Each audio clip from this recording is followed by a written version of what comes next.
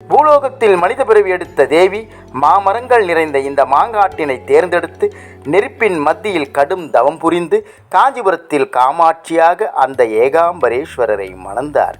மாஞ்சோலைகள் நிறைந்த இந்த இடம் மாங்காடு என்றும் அம்மன் தவம் இருந்ததால் மாங்காடு காமாட்சி அம்மன் என்றும் இக்கோவிலுக்கு பெயர் வந்தது. ஆனால் தேவி ஈசனை மணந்த பிறகும் இந்த இடத்தில் இருந்த வெப்பமானது சிறிதும் தணியவில்லை, வறட்சியோடு தான் காணப்பட்டது.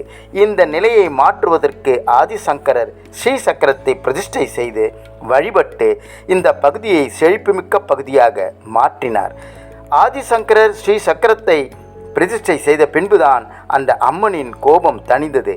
இதனால்தான் இந்த இடத்தில் ஸ்ரீ சக்கரத்தை மூலஸ்தானத்தில் அம்பாளின் ரூபமாக வழிபட்டு வருகிறார்கள். இந்த மாங்காடு காமாட்சி அம்மன் ஆலயத்திற்கு வருகை தந்து அவள் அருளை பெற வேண்டும். மேலும் இந்த கோவிலில் தேவி ஈசனை மனம் முடிப்பதற்காக தவமிருந்து மனக்கோலம் பெற்றதால் திருமணமாகாதவர்கள் எலுமிச்சை மாலை அணிவித்து காமாட்சி அம்மனை வேண்டிக் கொண்டால் நிச்சயம் திருமணம் நடக்கும் என்பது ஐதீகம். குழந்தை வரம் இல்லாதவர்கள் தொட்டில் கட்டி வேண்டிக் கொண்டால் குழந்தை பாக்கியம் நிச்சயம் உண்டாகும். நாம் காமாட்சி அம்மன் ஆலயத்துக்கு செல்ல வேண்டும் என்றால் சென்னையில் வந்து கோயம்பேட்டில் இருந்து 15 கிலோமீட்டர் தூரத்திலும் தாம்பரத்திலிருந்து 20 கிலோமீட்டர் தொலைவிலும் மாங்காடு கோவில் அமைந்துள்ளது.